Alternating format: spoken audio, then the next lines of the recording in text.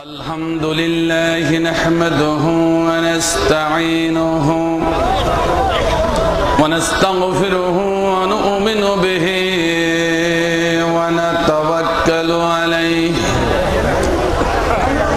ونعوذ بالله من شرور أنفسنا ومن سيئات أعمالنا من يهد الله فلا مضل له ومن يضلله فلا هادي له ونشهد أن سيدنا وسندنا ومولانا محمدا عبده ورسوله الذي أرسله بالحق بشيرا ونذيرا وداعيا إلى الله بإذنه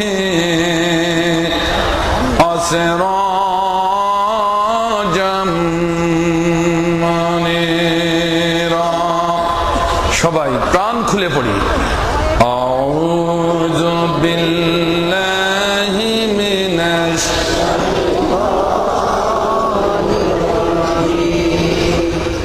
بسم الله الرحمن الرحيم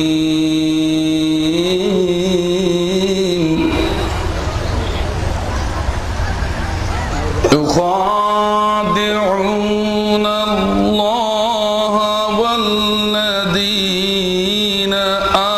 آمنوا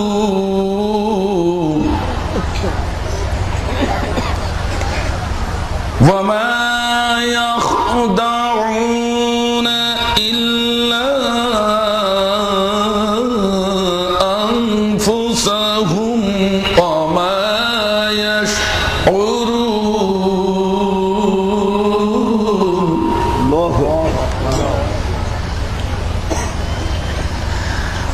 في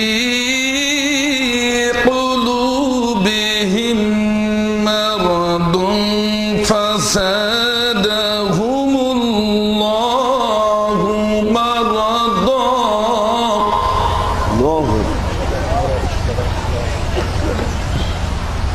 ولهم عذاب أليم بما كانوا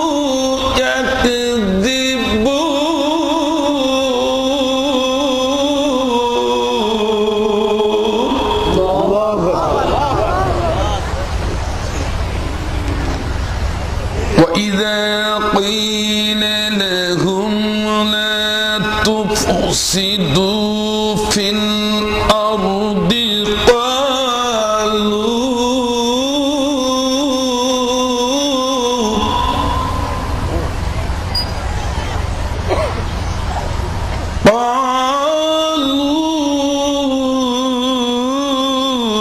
إنما نحن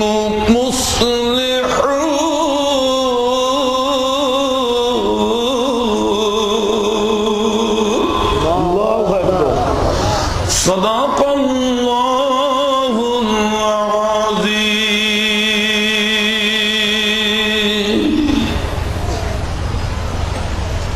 আমি সূরা বাকারার 9 নম্বর থেকে কিছু আয়াত সেই তেলাওয়াত আপনাদের সম্মুখে উপস্থাপন করলাম। প্রিয় উপস্থিতি, সরল বাংলা অনুবাদ শোনাচ্ছি। আল্লাহ রাব্বুল আলামিন নবীর মাধ্যমে আমাদেরকে জানাচ্ছেন, তার ওহীর মাধ্যমে, কোরআনের মাধ্যমে, তোমরা যারা কোরআনকে ভালোবেসে, নবী রাসূলকে ভালোবেসে, আল্লাহ রাসূলকে যারা ভালোবেসে কোরআনের মাহফিলে হাজরা দিয়েছো, তোমরা সাবধান।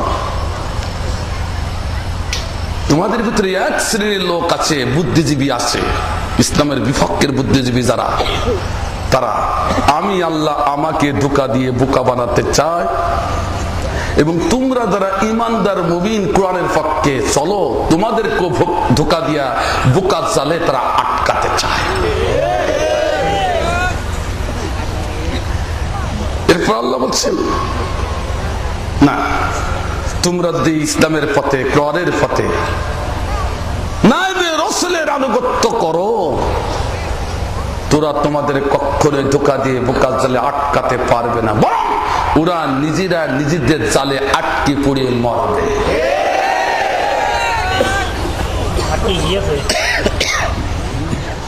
এরপর আল্লাহ বলছেন, ভালো করে বুঝুন, কিন্তু যারা আল্লাহরে ধোঁকা দিতে চায় তারা কিন্তু জেনেথেন মানুষ না, ঠিক কিনা? আল্লাহরে যারা ধোঁকা দিয়ে বোকা বানাতে চায় তারা আমাদের মতো মানুষকে ঘুরাই নিয়ে বেড়াবে, তা কত বড় কথা। তাই তো কখনো কাঁদে, কখনো মাফসায়, কখনো তাসবিহ হাতে, কখনো গিলাফ ধরে, আমরা ভুলে যাই। কথা বোঝেন না আপনারা? আমি বলছি না, কিন্তু আল্লাহ বলছি আল্লাহ, ওরা আমি আল্লাহ আমারে ধোঁকা দিতে চায়, কত বড় সাহসী।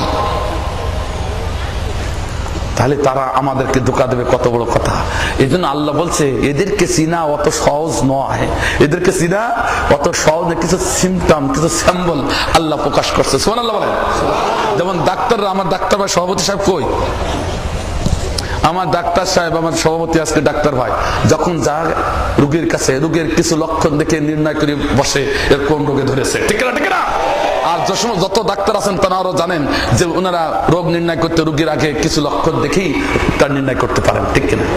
তেমনি করে আল্লাহ রাব্বুল আলামিন কিছু লক্ষণ দিচ্ছেন যে ওদেরকে সহজে চিনা যাবে না, এই ধোঁকাবাজদের, ষড়যন্ত্রকারীদের, এই যে ওদের চিনার জন্য আমি কিছু লক্ষণ দিচ্ছি, বলবো নাকি ভাই? তার আগে আল্লাহ বলছেন কি, ফি কুলুবিহিম মারাদুন, এদের অন্তরসমূহে রয়েছে কারা?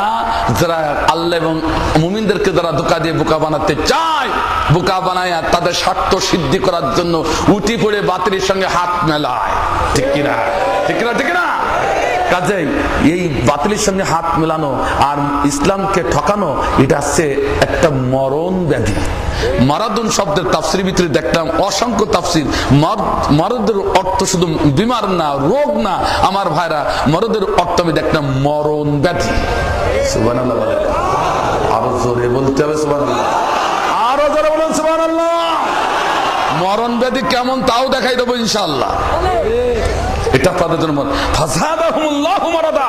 আল্লাহ বলেন, যখন আমি আল্লাহ আমারে ধোঁকা দেওয়ার জন্য চেষ্টা করে এই দেশের মুমিন আলেমদের উপরে নির্যাতন জুলুম যখন শুরু করে দেয়, আমি আল্লাহ তাদের মরণ ব্যাধিকে আরো বাড়িয়ে দিই। কে বলছেন কথা? ফাসাদাহুমুল্লাহু মারাদা।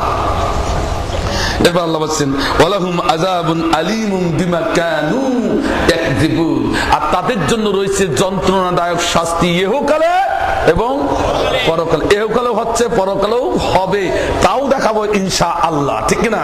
কি দিয়ে? কোরআন দিয়ে। কারণ হচ্ছে তারা কথায় কথায় মিথ্যা বলে। দেখবেন এই মরণভেদী লোকগুলো শুধু কথায় কথায় মিথ্যা বলে। এরপর আল্লাহ বলছেন এদের চিনা তো সহজ নয়, কাজে আমি একটা লক্ষণ প্রকাশ করছি, লক্ষণটা বলে দেবো। আল্লাহ বলছেন, ওয়াইযা ক্বাইলা লাহুম লা তুফসিদু ফিল আরদ, আমার ভাইরা খুব দিলের কান দিয়ে, চোখ দিয়ে এবং বাহ্যিক কান দিয়ে শুনতে হবে, উপলব্ধি করতে হবে। সহজ কথা নয়, অনেকের কলিজায় আগুন লাগতে পারে, কিন্তু তাই বলে তো আমি কোরআনের হক কথাটা বন্ধ করতে পারি? আপনারা কি বন্ধ করতে বলেন? আরো ধরে বলুন। তাহলে এবার শুনুন, ওয়াইযা ক্বাইলা লাহুম লা তুফসিদু ফিল আরদ। ও মুসলমান, এই মানুষগুলো, ষড়যন্ত্রকারী মানুষগুলো চিনা সহজ নয়, কিন্তু একটা লক্ষণ দিয়ে চিনবে তোমরা। কি দেখে? সে লক্ষণটা হলো যে ওরা মুসলমানদের উপরে আঙ্গুল নাচায়, হাত নাচায় নাচায় বলে, যারা এই দেশে আল্লাহর আইন কায়েম করতে চায়, আল্লাহর আইনের পক্ষে যারা চলে, তাদের উপরে হাত উঁচু করে লম্বা করে করে বলে, এই তোমরা পৃথিবীতে ফিতনা ফাসাদ সৃষ্টি করো না। ফাসাদ শব্দের অর্থ শুধু বিশৃঙ্খলা নয় আমার আলেম ভাইরা, ফাসাদ শব্দের অর্থ বিশৃঙ্খলা, ফাসাদ শব্দের অর্থ সন্ত্রাস, ফাসাদ শব্দের অর্থ জঙ্গিবাদ, ফাসাদ শব্দের অর্থ মৌলবাদ, ফাসাদ শব্দের অর্থ তালেবান, ফাসাদ শব্দের অর্থ রাষ্ট্রবিরোধী, ফাসাদ শব্দের অর্থ রাজাকার।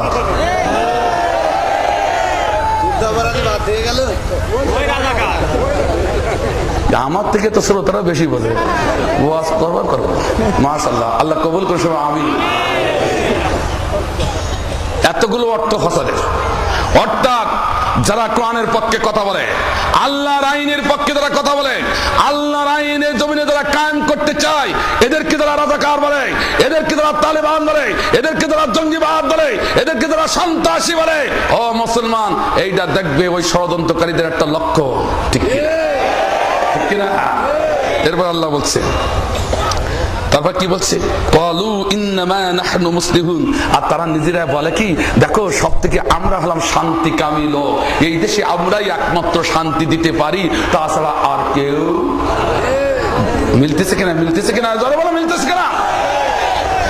এরপর আল্লাহ বলছেন, আল্লাহ ও মুমিন, তোমরা যারা শুনছো সাবধান, যেন কোনো কথা না। আল্লাহ আমাদেরকে সাবধান করে দিচ্ছে, কারণ আমরা এই কথা শুনেও কারা না শোনার ভান করে চলে যাবো, সেই জন্য সাবধান করে দিচ্ছে আল্লাহ। ইন্নাহুম হুমুল মুফসিদুনা লাকিন লা ইয়াশউরুন। যারা তোমাদেরকে আঙ্গুল উঁচু করে মিডিয়ার সম্মুখে, প্রিন্টিং মিডিয়ায়, ইলেকট্রনিক মিডিয়ায়, বিদেশের বন্ধুদের সঙ্গে হাত মিলা যারা তোমাদেরকে অর্থাৎ ইসলাম কায়েম করতে যারা চাও, নায়েবে রাসূলের পক্ষে তোমরা যারা আছো, এদেরকে যারা জঙ্গিবাদ বলেছে, মৌলবাদ বলেছে, সন্ত্রাসী বলেছে, রাজাকার বলেছে, রাষ্ট্রদ্রোহী বলেছে, আল্লাহ বলল তোমরা রাষ্ট্রদ্রোহী, জঙ্গিবাদ, মৌলবাদ হতে পারো না, বরং তোমাদের এই কথাগুলো যারা বলেছে ওরাই আসল জঙ্গিবাদ। অথচ ওরা মানুষকে বুঝতে দেয়। আমার ভাইরা, ইখাদিউনাল্লাহ ওয়াল্লাযীনা আমানু ওয়া মা ইয়াখদাউন ইল্লা আনফুসাহুম ওয়া মা ইয়াশউরুন। এই আয়াতটি নিয়ে যখন গবেষণা শুরু করলাম, একের পর এক তাফসীর যখন গবেষণা শুরু করছি, আমি তো অবাক হয়ে যাই। আল্লাহ গো, আমরা নাকি মানুষ আমাদের ধোঁকা দিয়ে বোকা বানাতে পারে, এটা স্বাভাবিক, কিন্তু তুমি তো রাজাদিরাজ, মহারাজা, সার্বভৌম ক্ষমতার মালিক, তুমি আমাদের আল্লাহ, তুমি তো মানুষের ধরা আছো আর অনেক ঊর্ধ্বে আছো, তুমি তোমার কিভাবে তারা ধোঁকা দিয়ে বোকা বানাবে, এটা ভাববার বিষয়। আমার ভাইজান, এক নয় দুই নয় 18 খান তাফসীর গবেষণা করতে করতে আমি সে রোগটা ধরিয়ে ফেললাম। ধরে বলে সুবহানাল্লাহ, বলবো নাকি ভাই? আগে দেখিনি ওরা আল্লাহরে কিভাবে ধোঁকা দেয়, তারপর মানুষের কিভাবে ধোঁকা দিচ্ছে তাও দেখাবো, ঠিক কিনা? আমার ভাইজান, আমি কি দেখলাম, কাল কিয়ামতের ময়দানে আল্লাহ রাব্বুল আলামিন, মাহশরের ময়দানে যখন আল্লাহ রাব্বুল আলামিন বিচারের আসনে আসীন হয়ে যাবেন, এক এক করে মানুষ আসছে আর বিচার হচ্ছে, মানুষ আসছে আর বিচার হচ্ছে। আল্লাহ বলছে, যাও তুমি জাহান্নামী, ওয়াসিকাল্লাযীনা কাফারু ইলা জাহান্নামা যুমারা। আল্লাহ ঘোষণা করলেন, যাও তুমি জাহান্নামী। যেই না জাহান্নামী বলা হলো, সঙ্গে সঙ্গে জাহান্নামের নরকের ফেরেশতারা তাকে টেনে হেসে জাহান্নামে নিতে চায়, কিন্তু জাহান্নামী মানুষগুলো ছাগলের মতো খামটি আটবে, জাহান্নামের দিকে যেতে চাইবে না। জাহান্নামের গর্জন, জাহান্নামের তর্জন, জাহান্নামের ভয়াবহ আযাব দেখে কোন মানুষ এদিকে অগ্রসর হবে না, ঠিক না? সেই জন্য খামটি পড়ে থাকবে। হাদিস শরীফ তাফসীরের ভিতরে এসেছে, হাতে দড়ি বাঁধা হবে, শিকলি বাঁধা হবে, আগুনের জিনজির, কোমরে আগুনের জিনজির, পায়ে আগুনের জিনজির বেঁধে টেনে হেসে টানতে টানতে হাসরাইতে হাসরাইতে ধাক্কা দিতে দিতে তারা জাহান্নামের ভিতরে ফেলবে। অপরদিকে আল্লাহ বললেন, ওয়াসিকাল্লাযীনা তাকাউ রাব্বাহুম ইলাল জান্নাতি যুমারা। অপরদিকে আল্লাহ রাব্বুল আলামিন যাদেরকে জান্নাত বলে ঘোষণা করবেন, তাদেরকে টানতে টানতে, হাঁকাইতে হাঁকাইতে, ধাক্কা দিতে দিতে জান্নাতে নেওয়া হবে। এখন প্রশ্ন হলো, হুজুর ব্যাপারটা তো বুঝলাম না, জাহান্নামীরা জাহান্নামে যেতে চাইবে না, তাই তো তাদের ধাক্কা দেওয়া হবে, টেনে নেওয়া হবে, কিন্তু জান্নাতি মানুষ আল্লাহর অফুরন্ত জান্নাতের নিয়ামত দেখে তারা তো আনন্দে জান্নাতে দৌড়াবে, কিন্তু তাদের হাঁকানো হইলো কেন, তাড়ানো হলো কেন, ঠিক কিনা? আমার ভাইজান, এই জন্য জানতে আসতে হয় প্রাণী মাহফিলে, উপলব্ধি করতে কেন তাড়ানো হলো। আমার ভাইরা শুনে যান ভালো করে। তাফসীরের ভিতরে আমি দেখলাম, কি দেখলাম, আমরা যারা কোরআনের পক্ষে আছি, অনেক মানুষ সারা সারাটা জীবন কোরআনের পক্ষে থাকার কারণে বাড়ি গাড়ি কিছু করতে পারে নাই, আর কত কষ্ট করে ইসলামের পক্ষে থেকে সে মানুষটা কত কষ্ট করে জীবন যাপন করে। কিন্তু ওই মানুষটি যখন দেখে আমার চাচা, আমার বড় ভাই, আমার বাবা, আমার পাড়া প্রতিবেশী ভাইরা এমপি মেম্বার হয়ে গেছে, চেয়ারম্যান মিনিস্টার হয়ে গেছে, চেয়ারম্যান মিনিস্টারকে কত সম্বর্ধনা দেওয়া হয়, ফুলের তোড়া দেওয়া হয়, অথবা তরুণ দাঁড় করে তার সম্বর্ধনা দেওয়া হয়, ঠিক কিনা যারা বলো। ওই মানুষটির ভিতরে আটকে বসে গেল, আল্লাহ আমি তো মিনিস্টার হতে পারলাম না, আমি চেয়ারম্যানও হতে পারলাম না, আমার কেউ ফুলের তোড়া দিল না, আমার কেউ সম্মান দেখালো না। এই আক্ষেপটা, এই আফসোসটা বান্দার ভিতরে থাকতে পারে। তাই তো আমার আল্লাহ কাল কিয়ামতের ময়দানে ফেরেশতাদের ডেকে বললেন, আমার ফেরেশতারা সাবধান, আমার মেহমান আসতেছে আমার জান্নাতে, খবরদার। ওরা কিন্তু সাধারণ মানুষ না, ওরা দুনিয়ার পার্লামেন্টের এমপি মিনিস্টার হয়নি, তাতে কি হবে, কিন্তু দুনিয়ার সর্বোচ্চ পার্লামেন্টের তারা এক একজন এমপি মিনিস্টার ছিল।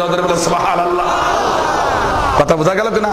আজকে যে পার্লামেন্টে বসে আছি, মন খারাপ করার কোনো কারণ নাই, উপলব্ধি করতে হবে আল্লাহ আমাদের কতটা মূল্যায়ন করেছে, আল্লাহ আমাদের কতটা মূল্যায়ন করেছে। ও আমার মায়ের, আপনারা শুনে যান, কিন্তু আমরা তা বুঝি না। আল্লাহ বলল এটা দুনিয়ার পার্লামেন্ট না, বাংলাদেশের পার্লামেন্ট না, এই পার্লামেন্ট হলো বিশ্বের সর্বোচ্চ পার্লামেন্ট, কোরআনী পার্লামেন্ট। সুবহানাল্লাহ। আমার ভাইজান, আমরা যারা কোরআনে মাহফিলে বসে আছি, এক একজন আল্লাহর জান্নাতের এমপি মিনিস্টার। সুবহানাল্লাহ বলেন, আরো চিল্লায় বলেন সুবহানাল্লাহ, আরো জোরে বলেন সুবহানাল্লাহ। আচ্ছা, সুবহানাল্লাহ বললে কি গুনাহ হবে?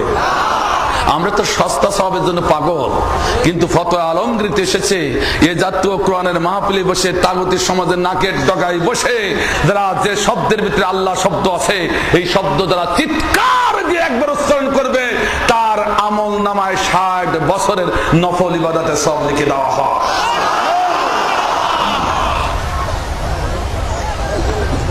আমার ভাইরা, আল্লাহ ডেকে বলবেন, এ আমার জান্নাতি ফেরেশতারা, যাও যাও, আমার জান্নাতি মানুষ আসছে, ওরা কিন্তু কোরআনী পার্লামেন্টের এক একজন মিনিস্টার।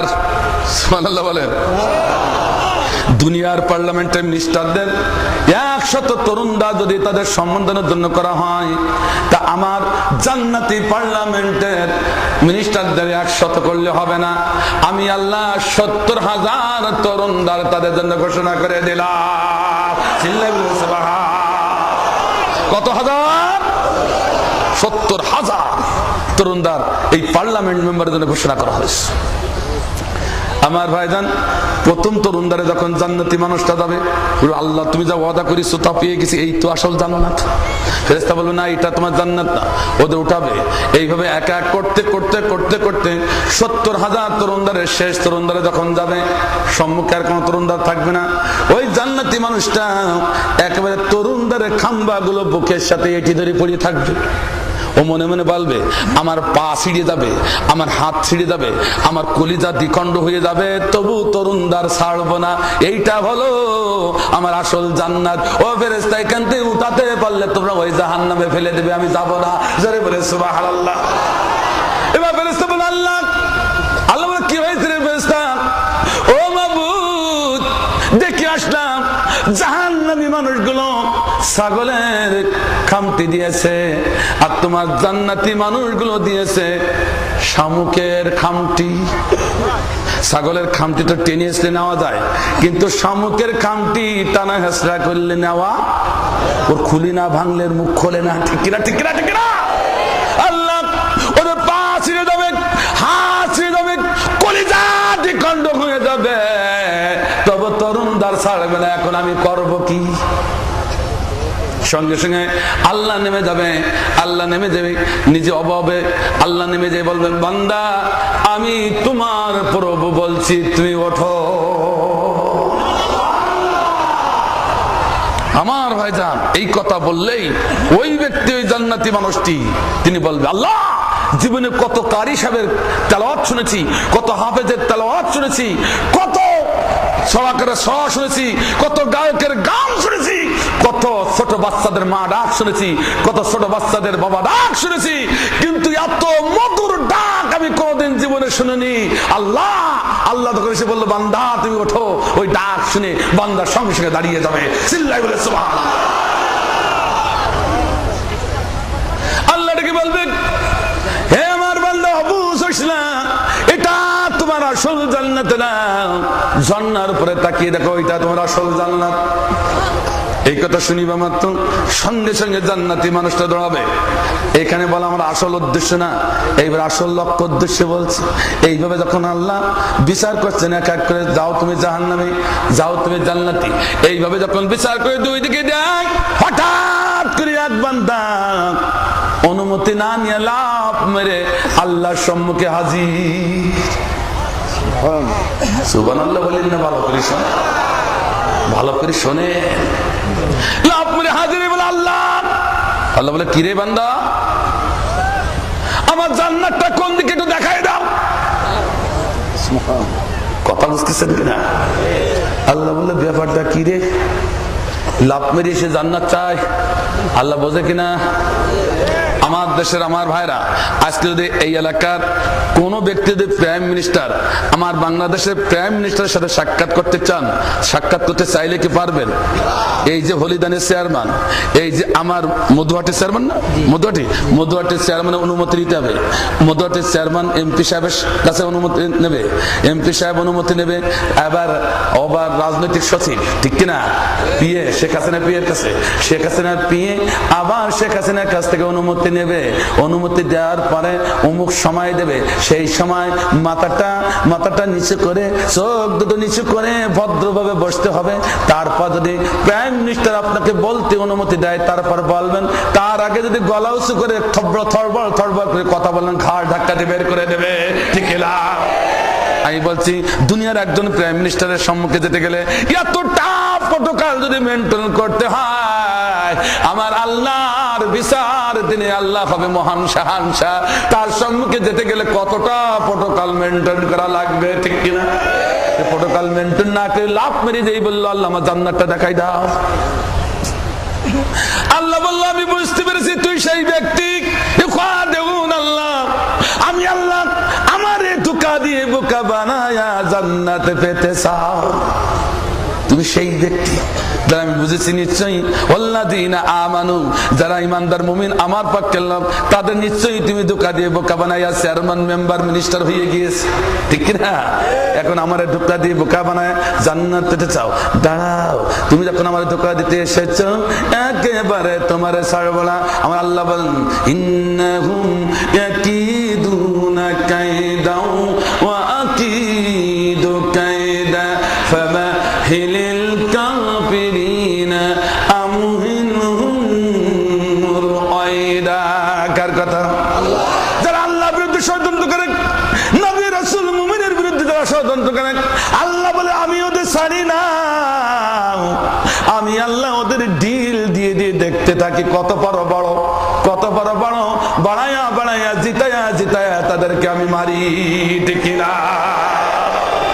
কথা ঠিক আছে কিনা? সেই বাড়ানো কাজ বাংলাদেশে শুরু করেছে আল্লাহ। দেখতে চান কি? আপনারা দেখতে চান? আজকে হাতে কলমে দেখাবো ইনশাআল্লাহ। আমার ভাইজান, আল্লাহ বল, বান্দা যখন ষড়যন্ত্র করতে এসেছি একেবারে ছাড়বো না। বান্দা সত্য করে বল, তুমি কি পৃথিবীর বুকে নামাজ কায়েম করেছিলে? আল্লাহ বলো কি? সারা জীবন 5 ওয়াক্ত নামাজ কায়েম করেছি, ইসলামের পক্ষে কাজ করেছি, ইসলামের পক্ষে আন্দোলন করেছি, স্লোগান দিয়েছি কোরআনের পক্ষে। তাই নাকি বান্দা? হ্যাঁ, তো যা বান্দা, এদিকে তো জান্নাত। ওই বান্দাটা, ওই বুদ্ধিজীবী মানুষটা, ও তখন কলার নাড়াচাড়া বলছে, আরে আমি কত বড় চালাক, দেখতেছেন কায়দা, আমি যে কত বড় চালাক। দুনিয়ায় 5 ওয়াক্ত নামাজ পড়তাম না, আটকি নামাজ, ফাটকি নামাজ, আর বাৎসরিক নামাজ, আর মৌসুমী নামাজ, ঠিক কিনা? মৌসুমী নামাজ বোঝেন? যখন 5 বছর পর মৌসুম শুরু হয়, তখন টুপি মাথায় পাঞ্জাবি দিয়ে মসজিদে ঘন ঘন যায়, আছে কিনা? অথচ সারা বছর ধরে নামাজের কোনো খবর, এর বলে মৌসুমী নামাজ। এরকম নেতা আছে কিনা? একটু জোরে বলো। মুসলমান, মৌসুমী নেতার পিছে যদি তুমি চলো, তোমার কপালে 12 গাছ ঝাঁটা লাগবে। আমার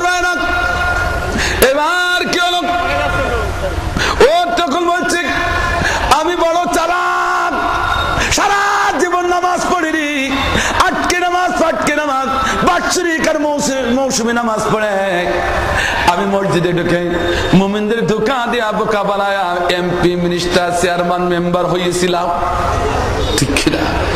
আমার ভাইজান যারা নামাজ পড়ে না 5 ওয়াক্ত, ওরা যদি চেয়ারম্যান মেম্বার হতে চায়, ওরা এই বুদ্ধিজীবীদের ভিতরে পড়ে কিনা? জোরে বলুন, আরো জোরে বলুন, আরো জোরে বলুন। আমি বলতেছি না, তাফসীর বলছে, ঠিক কিনা? সারা জীবন দেখেন, সারা জীবন আটকে ফাটকে বার্ষিক নামাজ পড়ে ওদের ধোঁকা দিয়া বোকা বানায়া আমি কি করেছিলাম? মসজিদের চেয়ারম্যান মেম্বার, এই সমাজের চেয়ারম্যান মেম্বার, মিনিস্টার হয়ে গেছিলাম। আর আল্লাহ যে এত সরলতা জানতাম না, একটু ধোঁকা দিয়া বোকা বানাইয়া জান্নাত পেয়ে গেলাম। একটুখানি শুনি যাও মুসলমান। আমার ভাই আনন্দ করে যখন জান্নাতের দিকে যায়, জান্নাতটা হলো দোজকের পথ দিয়ে, তাফসীরের ভিতরে এসেছে, হাদিসে এসেছে, দোজকের পথ দিয়ে জান্নাতের পথটা, ডাইনে জাহান্নাম, বামে জাহান্নাম, নিচেও জাহান্নাম। উনি যখন জান্নাতের পথ দিয়ে যাচ্ছেন, নিচের দিকে তাকায় দেখে, ওরে বাবারে, কোনায় কে পড়ি আছে রে? ও কোনায় কে গো? ও যে আমার দাদা হাজী সাহেব, দোজকের কোনায়। ওরে বাবা, ও কোনায় কে? ওরে যে ও আমার ছোট ভাই, বড় আলেম। ব্যাপার কি? ওরে ও মাঝখানে কে? ওরে বাবা, ও যে 5 ওয়াক্ত নামাজ পড়তো, মুত্তাকি পরহেজগার। ওরে ও কোনারে কে? ওরে বড় জিকিরকারী, সকাল বিকাল আল্লাহ জিকির করতো, সেও যে দেখছি দোজকের নিচে পড়ছে। আমার ভাইজান ও তখন চিন্তা করছে, আর চিল্লা বলছে, দাদা রে, সারা জীবন হজ করে তুমি কি করলে? নামাজ পড়ে কি করলে? ও ছোট ভাই, কোরআনের বড় আলেম হয়ে তুমি কি করলে? ও জিকিরকারী, সারা জীবন জিকির করেছে, আল্লাহ করলি ডাকি। ও কোরআন পড়ুয়া, সারা জীবন কোরআন পড়লে করলে কি? ও বড় নেতা, তুমি করলে কি? এখন দেখছি সারা জীবন আল্লাহর ইবাদত করি, এখন তুমি জাহান্নামে পড়ো। আর আমি তো ইবাদত করলাম না, কিছু করলাম না, আমি জান্নাতে চলে যাচ্ছি। আমি না কত বড় সালাম। কথা বোঝা যাচ্ছে কিনা? আমার দেশের এমন কিছু মুসলমান হঠাৎ করে আঙ্গুল ফুলে কলা গাছ মুসলমানদের মাথার উপরে ছড়িয়ে ঘোরাচ্ছে, আর মনে করছে আমি বড় চালাক, ঠিক কিনা? ও চালাকগিরি সুর এখন নরম হয়ে এসেছে, ঠিক কিনা? ঠিক কিনা? ঠিক কিনা? আর একটু অপেক্ষা করে, সুর আরো নরম করা বানে। আমার ভাইজান, এইভাবে যখন দ্রুত চলে, এখন অনেকের ভিতরে কনফিউশন এসে গেল, হুজুর তাহলে নামাজ পড়ি করবো কি? ঠিক কিনা? নামাজ পড়ি জাহান্নামে যেতে হচ্ছে, হজ করে করবো কি? হজ করে যদি জাহান্নামে যেতে হয়, হজ আমি কেন করব? এই জিকির করে করবো কি? জিকির করে যদি জাহান্নামে যেতে হয়। এই যে কনফিউশন, একটু মনের ভিতরে দ্বন্দ্ব এসে গেল কিনা? এই দ্বন্দ্বটা নিরসন করে দেবো, নিরসনটা আগে করে দিই, তারপর সামনে এগোই, ঠিক কিনা? ঠিক কিনা?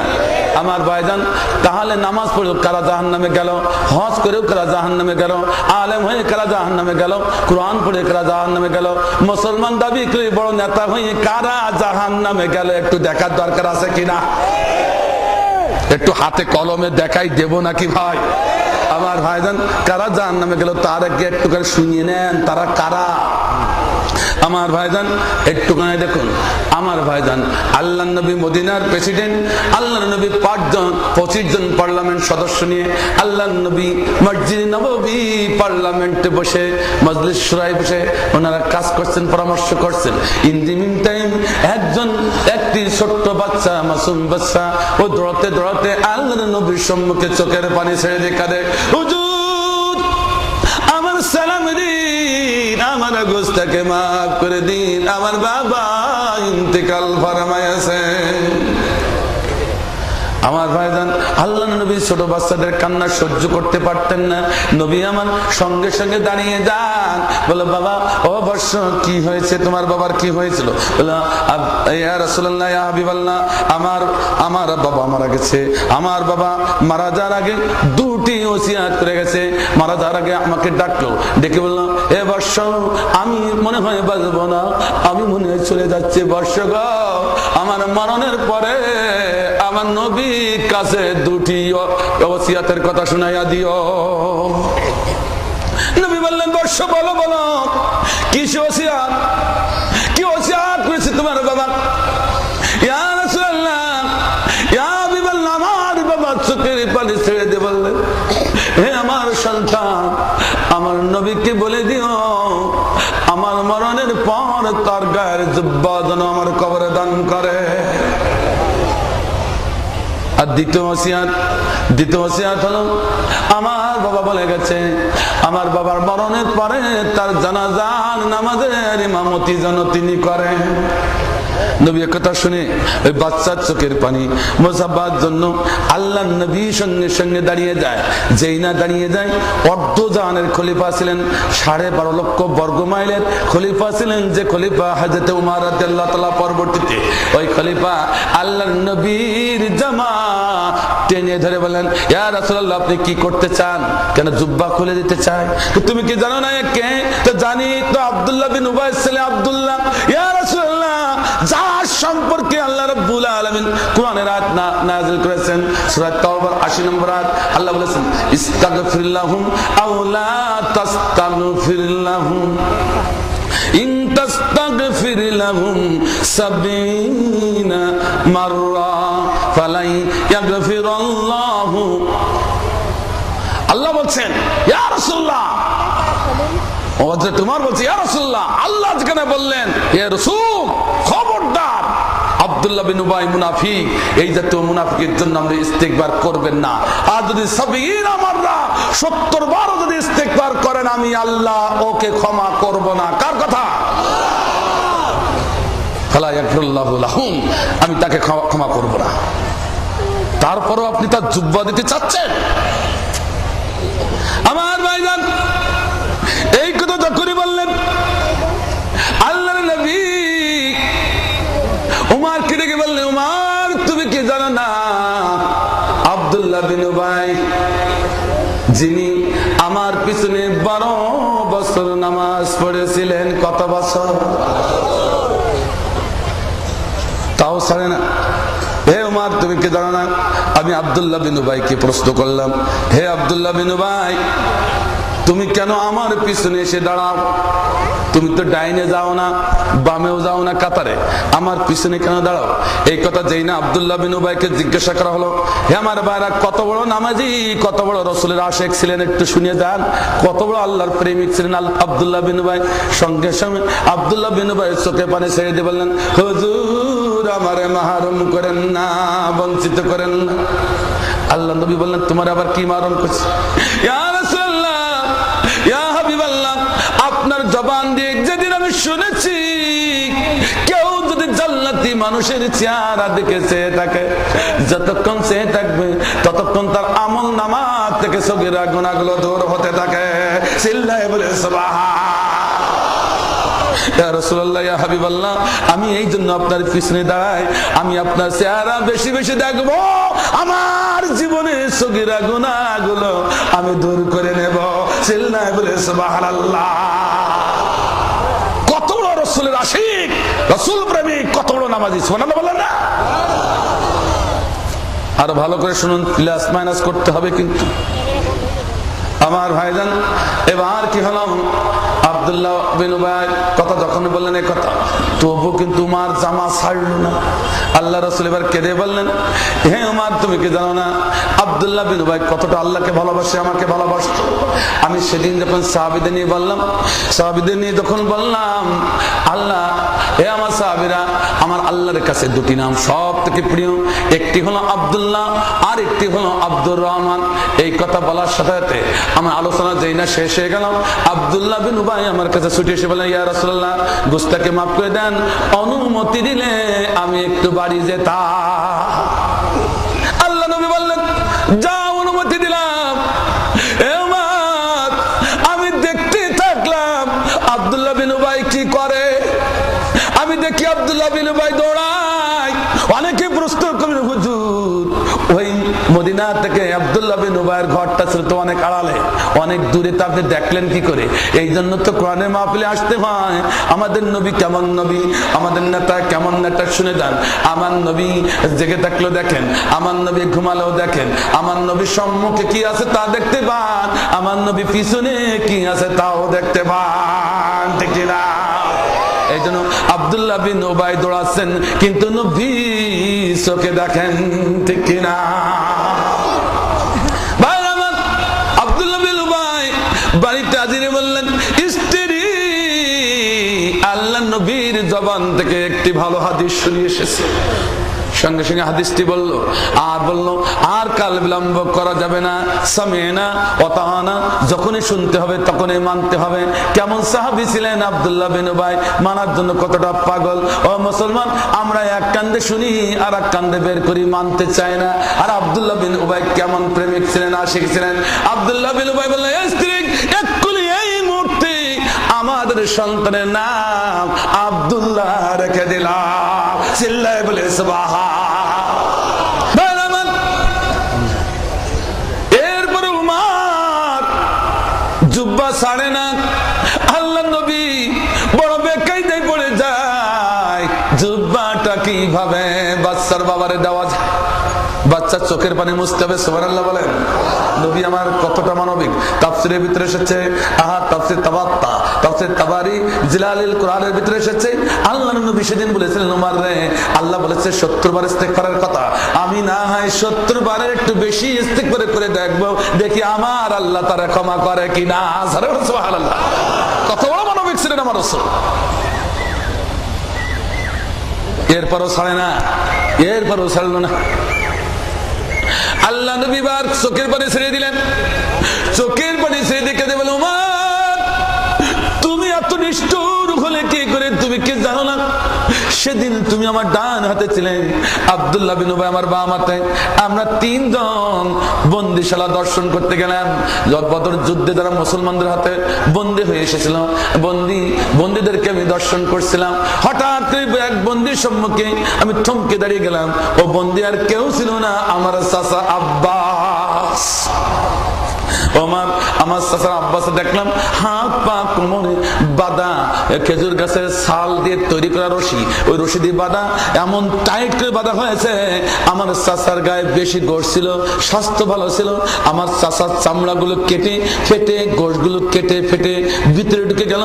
রক্ত ঝরে ঝরে রক্ত পড়া বন্ধ হয়ে যায়, জমাট বেঁধে গেছিল গায়ে রক্তগুলো, জমাট বেঁধে আমার চাচা আব্বাস চোখের পানি ছেড়ে দিয়ে তখন কাঁদছিল। তুমি কি ডাকুনি? আমি তখন সহ্য করতে পারছিলাম না, মানবিক কারণে আমার চোখের পানি এসে গেছে। আমার চোখের পানি আব্দুল্লাহ বিন উবাই সইতে পারতেন না, সহ্য করতে পারতেন না। নবীর চোখের পানি কিভাবে মুছা যায়, নবীর চোখের পানি কিভাবে মেটানো যায়? তাই তো আব্দুল্লাহ বিন উবাই তাৎক্ষণিকভাবে সিদ্ধান্ত নিলেন। কি সিদ্ধান্ত নিলেন? তার গায়ের জুব্বাটা খুলে আমার চাচার গায়ে সেদিন জড়িয়ে দিয়েছিলেন। আমার বাধা দিও না, সেদিন আমার চাচার গায়ে জুব্বাটা জড়িয়ে দিয়ে আমার যেমনি ভাবে সান্ত্বনা দিয়েছিল, আজকে আমার জুব্বাটা চেয়েছে তার বাচ্চা শেষ আছে। আমার বাধা দিও না, আমার জুব্বাটা তার দান করে একটু সান্ত্বনা দিতে চায়। এই কথা বললে উমার আর ধরে রাখতে পারলেন না যে আল্লাহ নবীর এত বিরোধিতা করে কি করে, ঠিক কিনা? তখন জুব্বা ছেড়ে দিলেন। এবার জুব্বা ছেড়ে দিয়ে আল্লাহ নবী 25 জন সাহাবী নিয়ে আব্দুল্লাহ বিন উবাইয়ের বাড়িতে হাজির। একটু খেয়াল করে শুনুন, প্লাস মাইনাস করতে হবে আমার ভাইজান। এবার আব্দুল্লাহ বিন উবাইয়ের বাড়িতে হাজির। নবী আবার ইমামতির জায়নামাজে দাঁড়িয়ে গেছে, সাহাবীরা নবীর পিছনে দাঁড়িয়ে গেছে। ওমর কিন্তু নামাজের কাতারে আসে না, শুধু আকাশের দিকে তাকায়। আমার ভাইজান হঠাৎ তাকিয়ে দেখি আল্লাহ নবীর চেহারা মুবারক লালিমা হয়ে গেছে, সমস্ত লোমকূপের গোড়াতে মুক্তার মতো ঘামগুলো বেরোচ্ছে। আমার বুঝলেন নিশ্চয় আল্লাহ রাব্বুল আলামিন আমার রাসূলের উপরে ওহী নাযিল করছেন। সুবহানাল্লাহ বলেন। 700 তাই নবী স্বাভাবিক হলে সঙ্গে সঙ্গে নবী আমার বললেন, হে আমার সাহাবীরা, আল্লাহ রাব্বুল আলামিন জিবরিল মারফতে এইমাত্র জানালেন সূরা তাওবার 83 নম্বর আয়াত, আমার আল্লাহ কি বলছেন, ওয়ালা তুসাল্লি আলা আহাদিম মিনহুম মাতা আবাদাও ওয়ালা তাকুম আলা কবরিহি ইন্নাহুম কাফারু বিল্লাহি ওয়া রাসূলিহি ওয়া মাতু ওয়া হুম ফাসিকুন। হে রাসূলুল্লাহ, খবরদার ওই মুনাফিক এবং এর অনুসারী যারা আছে তাদের নামাজে দাঁড়াতে পারবে না। সুবহানাল্লাহ। কার হুকুম? ওয়ালা তাকুম আলা কবরিহি, এবং তার কবরের পাশে তুমি দাঁড়ায় দোয়া করবে না। কার হুকুম? আর কার হুকুম? আমার ভাইজান, এখন আপনাদের কাছে প্রশ্ন, এত বড় নামাজি, এত বড় রাসূলের আশিক, এত বড় আল্লাহ প্রেমিক, এত বড় হাজী, এত বড় আলেম, সে মুনাফিক হইয়ে জাহান্নামী হইল কেন? এর মতো নামাজি, এর মতো রাসূল আশিক, এর মতো তাফসীর কারক বাংলাদেশে পাওয়া যাবে? পাওয়া যাবে? তুই এত বড় আলেম হয়ে, নামাজি হয়ে, হাজী হয়ে, এত বড় তাফসীর কারক হয়ে, আল্লাহ আল্লাহ রাসূলের প্রেমিক হয়ে সে কেন মুনাফিক হয়ে জাহান্নামে গেল? দেখার দরকার আছে কিনা? কোন কারণে? কারণটা দেখতে চান? আমার ভাইজান, তাহলে দেখতে হবে নবীর উম্মত বলে যারা দাবি করলাম, নবীর মেইন কর্তব্য কি? আল্লাহ রাব্বুল আলামিন অনেকগুলো কর্তব্য দিয়ে নবী রাসূলদেরকে পৃথিবীতে পাঠিয়েছেন, কিন্তু একটা মেইন কর্তব্য আছে, ঠিক কিনা বলুন? সেটা আল্লাহ বলেছেন, হুয়াল্লাযী আরসালা রাসূলাহু বিল হুদা ওয়া দীনিল হক লিইয়ুযহিরাহু আলাদ দীনি কুল্লিহি ওয়ালাউ কারিহাল মুশরিকুন। কার কথা? বাংলা বলবো নাকি? কেউ রাগ করবেন না তো? ও মুসলমান, ডিজিটাল শব্দ ইহুদি খ্রিস্টান বুঝলো, অথচ আমরা মুসলমান হয়ে বুঝলাম না। আল্লাহ কোরআনে প্রথমেই ডিজিটাল শব্দ ব্যবহার করেছেন। সুবহানাল্লাহ বলেন। একটু দেখাই দেব নাকি? আমার ভাইজান, আমার আল্লাহ বলতেছেন, ও মুসলমান ভালো করে শুন, নবী তোমাকে পৃথিবীতে পাঠালাম, তোমার মেইন কর্তব্য হলো পৃথিবীর বুকে যত তন্ত্র মন্ত্র, যত কিছু আছে, তাম মানুষের রচিত তন্ত্র মন্ত্র গুলো সম্পূর্ণ উফুল করে দিয়ে শুধুমাত্র একমাত্র কোরআনের আইন, কোরআনের রাষ্ট্র কায়েম করা তোমার হলো 1 নম্বর দায়িত্ব। ঠিক না? এর নাম হলো ডিজিটাল রাষ্ট্র। কথা বোঝা গেল কিনা? একমাত্র কোরআনে আইন কায়েম করা, একমাত্র ইসলামী রাষ্ট্র কায়েম করা, এটাই ছিল আল্লাহ রাসূলদের মেইন ভূমিকা, মেইন উদ্দেশ্য, কর্তব্য। ঠিক কিনা? কিন্তু আমার ভাইজান, আব্দুল্লাহ বিন উবাই সব কাজে রাসূলকে ভালোবেসেছে, সাহায্য করেছে, আমল আকলাকে সব দিক থেকে, কিন্তু রাসূলের যে মেইন কর্তব্য ছিল ইসলামী রাষ্ট্র কায়েম করা, ওই কাজে আব্দুল্লাহ বিন উবাই বাধা দিয়েছিল। আসতে বললেন কা? জোরে বলো, আরো জোরে বলো। হাজারো ভালো কাজ করলো, কিন্তু রাসূলের মেইন কর্তব্য, দায়িত্ব যেটা ছিল, সেই কাজে বাধা দেওয়ার কারণে সে মুনাফিক হয়ে জাহান্নামে গেল। ঠিক কিনা? আমার ভাইজান, আমার সমাজে বড় আলেম যদি আমি হই, বড় কারি যদি আমি হই, বড় হাজী হলাম, আমি বড় দলের নেতা হলাম, বড় নামাজি হলাম, বড় জিকিরকারী হলাম, আল্লাহকে ভালোবাসলাম, নবীকে ভালোবাসলাম, কিন্তু আল্লাহর আইন কায়েম করতে বাধা দিলাম, ইসলামী রাষ্ট্র কায়েম করতে বাধা সাজলাম, তাহলে কি আমি মুসলমান থাকতে পারবো না আব্দুল্লাহ বিন উবাই হয়ে যাব? আসতে বলে গান, জোরে বলো, আরো জোরে বলো। সমাজে যারা আল্লাহর আইন চায় না, আল্লাহর আইন কায়েম করতে গেলে যারা বাধা দেয়, তারা হলো আব্দুল্লাহ বিন উবাইর অনুসারী। এবার কিছু বোঝা যায় কিনা? রাগ করলে আমার পরে করেন না, পারলে কোরআনের পরে করেন। ঠিক কিনা? আমার ভাইজান, এইবারও ইমাম সাহেব ভাইরা রাগ করেন না, একটু বলে যায়, আমার ভাইরা কারো ছাড়বো না আজকে। আমার ভাইজান, আমার দেশের কিছু ইমাম আমরা আছি, আমার ভাইজান সারা জীবন নামাজ নেই, কালাম নাই, মদ খায়, জুয়া খায়, সিগারেট ধরে বাম হাত দিয়ে, আর ধোয়া টানে কোন দিকে কত দূর গেল তাই তাকাই তাকাই দেখে, ঠিক কিনা? আবার দাঁড়াই পড়ে রাস্তার পাশে দাঁড়াইয়া একেবারে ইউনিয়ন কাউন্সিলের গায়ে সেন্টার টান মেরে ডাইরেক্ট একসাথে ছিড়িয়ে দেয়। আছে কিনা বলে? ও মুসলমান, আল্লাহর আইন কায়েম করার কথা বললে তার গা জ্বলে, বরং আল্লাহর আইনের পক্ষে যারা কাজ করে তাদের শুধু নির্যাতন দেয়, ঠিক কিনা? এই মানুষটা যখন মরে গেল, ও ইমাম সাহেব তুমি কেন তার জানাজা নামাজ পড়তে গেলি? কথা বোঝা গেল কিনা? আল্লাহ নবীকে যেখানে আল্লাহ মানা করেছে, তো নবীর থেকে আমরা কি বড় আলেম হয়ে গেলাম নাকি? তাহলে ওই ইমাম সাহেব নবীকে ওভারটেক করে, আল্লাহর কোরআনের দুখানা আয়াত ওভারটেক করে, ওই আব্দুল্লাহ বিন উবাইর তুমি জানাজায় কেন গেলি?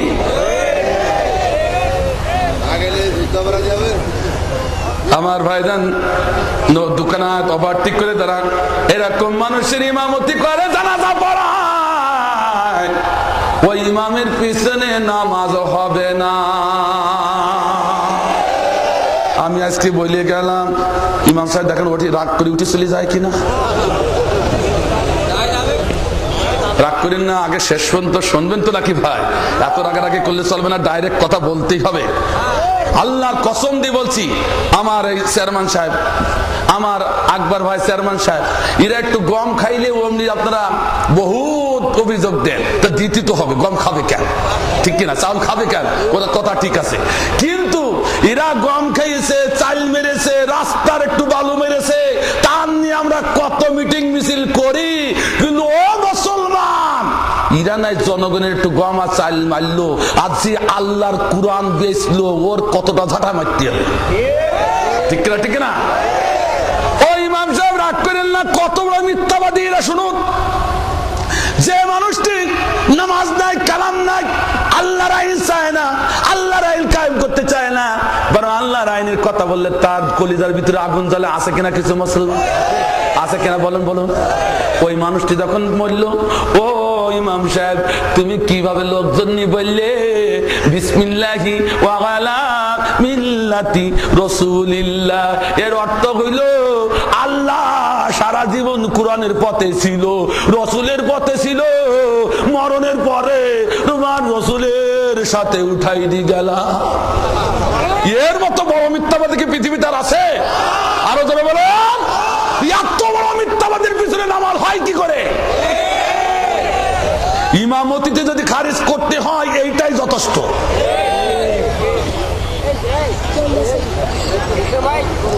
আমার ভাইজান, এখন ইমামরা পড়ে গেছে বেকায়দায়, রাগ করতেছেন না আমার ভাইজান? কিন্তু এখন যদি ইমাম সাহেব ওই নেতার নামাজ না পড়ায়, পরের দিন ইমামতি থাকবে না, ঠিক কিনা? এখন ওই জায়গাতে ছাড়ি দিয়ে চলে আসলে উলামা মালিক ঢোকবেও না,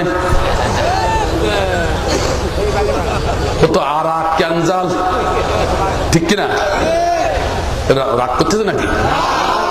যেমন বাংলাদেশে উলামা লীগের বড় মাওলানা মিসবাউদ্দিন, কি বললাম, বড় দাহিরি আলেম। আমি ভাই কোন হিংসাত্মক কোন কথা বলছি না, আপনার বিবেকের কাছে কথাটা ফেলে যাচ্ছি। উনি বড় দাহিরি আলেম, উনি বললেন ওই বাইতুল মুকাররমে ইসলামী ফাউন্ডেশনের জীবীদের সম্মুখে ঘোষণা করলেন, পত্রিকা এসেছিল, মিডিয়া এসেছিল, উনি বললেন এই দেশে উমুক নেতাকে জুম্মার খুতবায় পড়া লাগবে। নাউজুবিল্লাহ, আসতে পারলেন না? জোরে বলা যাবে না? আরো চিল্লা বলেন নাউজুবিল্লাহ। আপনারা এখন উপলব্ধি করতে পারেননি, তাই তো নাউজুবিল্লাহ আসতেছে না। এরা হচ্ছে মাওলানা না মিস্টার মাওলানা, মাওলানা বলা যাবে না, মিস্টার মিসবাউদ্দিন মাওলানা হতে পারে না, ঠিক কিনা? এরা হলো ইহুদি খ্রিস্টানের পাঁচটা গোলাম।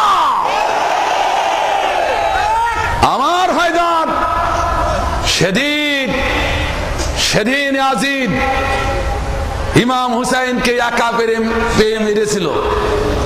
ইমাম হুসাইনের দোষ ছিল কি? ইয়াজিদ বলেছিল আমি রাষ্ট্রপতি, আমার নামটা খুতবায় পড়া লাগবে। আর ইমাম হুসাইন বলেছে এটা অসম্ভব, যেখানে আমার নানার নাম সেইখানে উঠে দিয়ে তোমার নাম আসতে পারে। ঠিক কিনা? ঠিক কিনা? তার জন্য ইয়াজিদ সেদিন ইমাম হুসাইনকে একা পেয়ে ফোরাত নদীর কূলে মেরেছে। ঠিক কিনা? ঠিক কিনা? আমরা বলতে চাই মিস্টার মিসবাউদ্দিন, তুমি আবার নতুন করে কোন নেতার নাম খুতবায় উঠায়া বাংলাদেশের নতুন কারবালা তৈরি করতে চাও, তোমার সে গুড়ে বালি। সেদিন ইমাম হুসাইন ছিল একা, কিন্তু আজ বাংলাদেশে ইমাম হুসাইনের উত্তরসূরিরা একা নয়, লক্ষ লক্ষ কোটি কোটি ইমাম হুসাইনের উত্তরসূরিরা রক্ত দিতে রাজি, জান দিতে রাজি। তোমার মতো মিস্টার মিসবাউদ্দিন নতুন করে বাংলাদেশে কোন নেতার নাম খুতবার ভিতরে এলে তোমরা যদি কারবালা তৈরি করতে চাও তার দাঙ্গা জবাব হবে ইনশাআল্লাহ।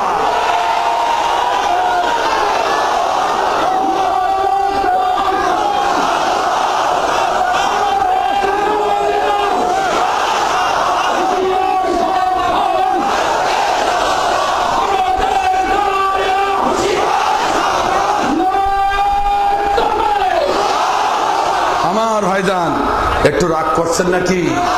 রাগ করছেন? আমার ভাইজান আমি বলতেছিলাম এখন ইমামরা তো বড় বেকায়দায়, ও জাগাও বা ছাড়া যাবে না। ঠিক কিনা? দেশটা বাঁচার একটা উপায় আছে। দেশটা যেহেতু ডিজিটাল, আমাদের ইমাম ভাইরা দোয়াটা করতে হবে ডিজিটালে, দোয়াটাও ডিজিটালের হতে হবে। অসংখ্য আলেম আছে, আলেমদের কাছে শুনি নেন জোরে জোরে দোয়া করতে হবে এমন কোন মাসলা ফাতোয়া নেই, দোয়া মনে মনে করলেই যথেষ্ট। ঠিক কিনা? কেউ মাওলানা সাহেব ঠিক আছে কিনা? কোন ফতোয়া নাই, জোরে জোরে দোয়া করতে হবে। ইমাম সাহেব তাহলে দোয়াটা হবে ডিজিটালে। কেমন? আল্লাহ এই ব্যক্তিটা সারা জীবন নামাজ পড়ি নাই, সুদ খাইছে, মদ খাইছে, জুয়া খেলেছে, মেয়ে নিয়ে ঘুরে বেড়াইছে, ইসলামের কথা বললে ওর গায়ে আগুন জ্বলেছে, ইসলামের পক্ষের মানুষগুলোকে মেরে মেরে হোলি খেলা করেছে। আল্লাহ তুমি কবরে নিয়ে ওরে ভালো মতো একের হোলি খেলা করিয়ে ছাড়িয়ে দাও। ঠিক আছে? দোয়াটা যদি এরকম ডিজিটাল হয় তাহলে এই ইমামের পিছনে নামাজ জায়েজ, নতুবা জায়েজ নয়।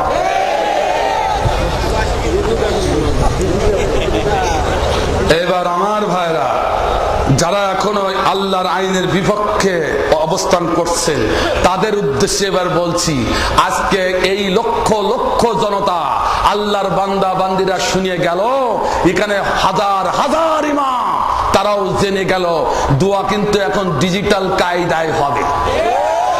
তুমি যদি আল্লাহর পক্ষে ফিরে আসো তোমার দোয়াটা সুন্দর মতো হবে, আর তুমি যদি আল্লাহর কোরআনের বিপক্ষে অবস্থান করে থাকো তোমার দোয়াটা এরকম ডিজিটাল কায়দা যদি হয় কবরে মরিয়ে দেখো জ্বালা কত। ঠিক কিনা? আমার ভাইজান ব্যস্ত হয়ে পড়েছেন নাকি? দেখা যাক অতি পরকালে আল্লাহরে ধোঁকা দিচ্ছে। কে দিচ্ছে? ওই বুদ্ধিজীবী মুসলমানরা। ঠিক কিনা? আবার দুনিয়ায় এক শ্রেণীর বুদ্ধিজীবী আছে, তারা মুমিনদের ধোঁকা দিচ্ছে, তাও একটু দেখার দরকার আছে কিনা। দুইটা টেনে এনে একসঙ্গে মিলাই দেবো নাকি ভাই? একটু দেখবেন নাকি ভাই?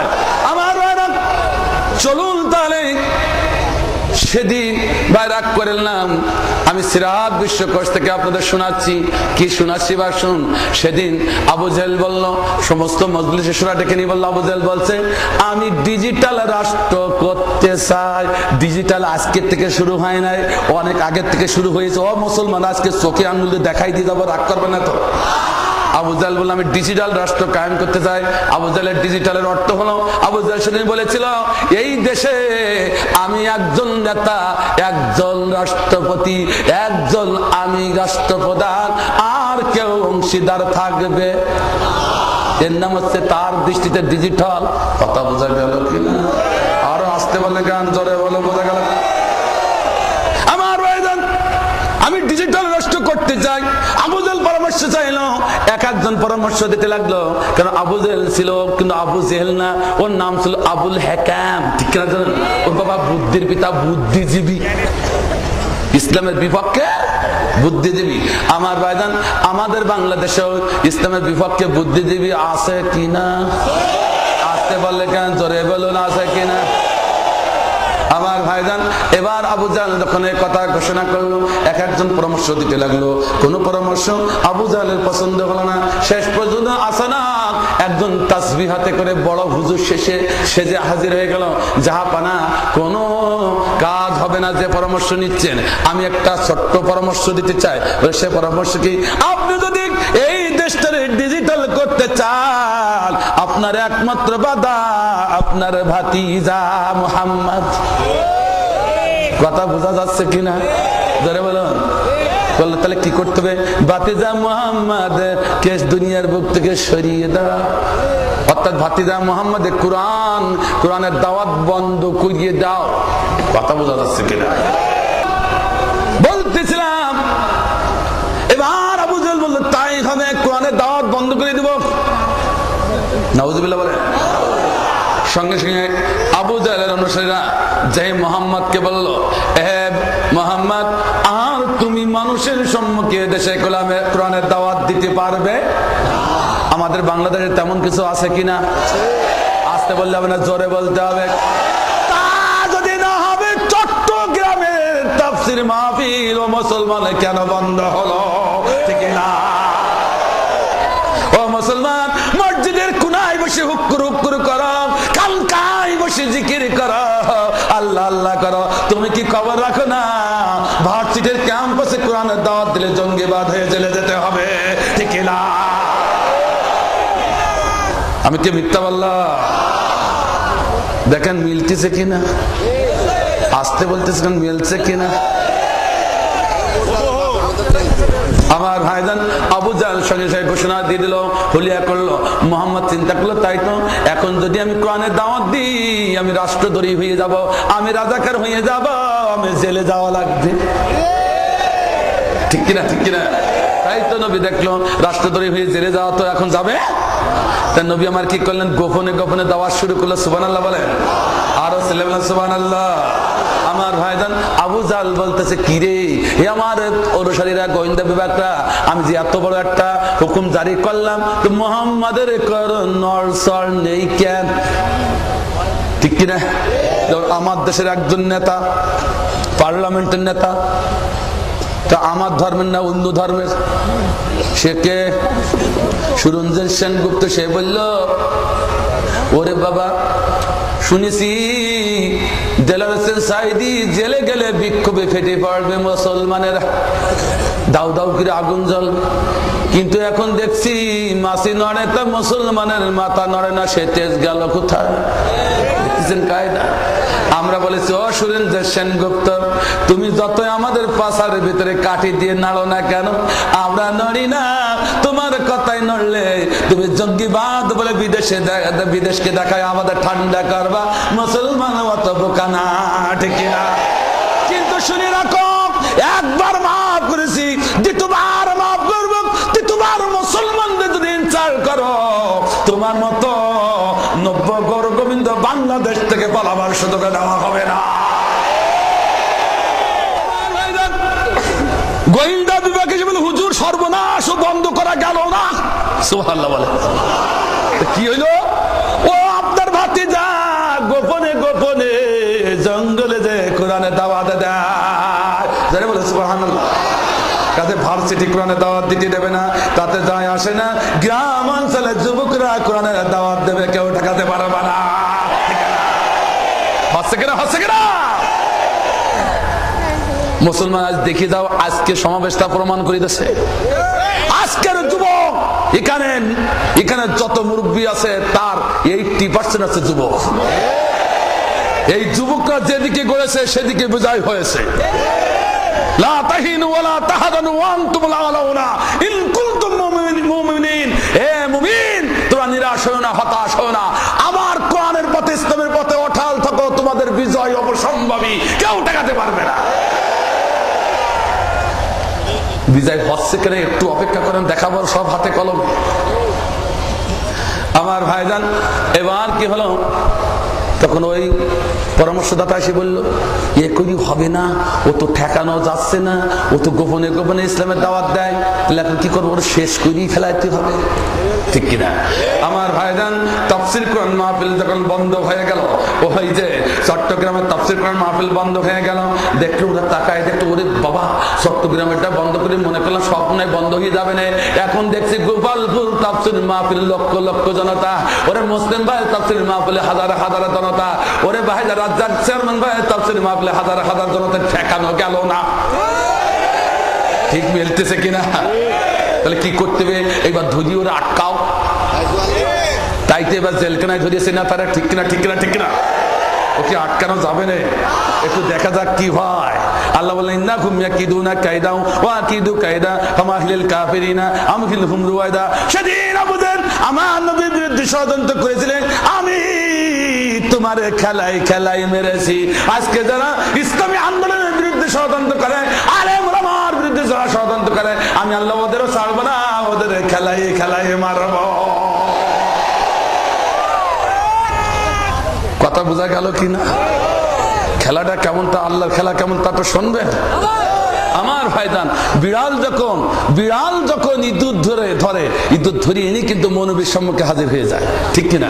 মনিবের সম্মুখে হাজির হয়ে ছেড়ে দেয়, দেখবেন কায়দা করে ছেড়ে দেয়, ছেড়ে দিলে যে ইঁদুর লাফ মারি ছেড়ে দেয়, বিড়াল এনে খপ করে ধরে আসে, আবার ধরিয়ে এসে আবার ছাড়ে, আবার যেই চলে যায় আবার ধরে, আবার ধরিয়ে নিয়ে আবার ছাড়ে, আবার ধরে, ছাড়ে ধরে, ছাড়ে ধরে, এরকম করতে করতে করতে করতে এক সময় বিড়াল ইঁদুর ছেড়ে দেয়, তাই ইঁদুর আর যায় না, ইঁদুর আর যায় না। তখন বিড়াল ডান হাতটা লম্বা করে ইঁদুরের লেজে টক্কর দেয়, নাড়া দেখতে, যা যা যা।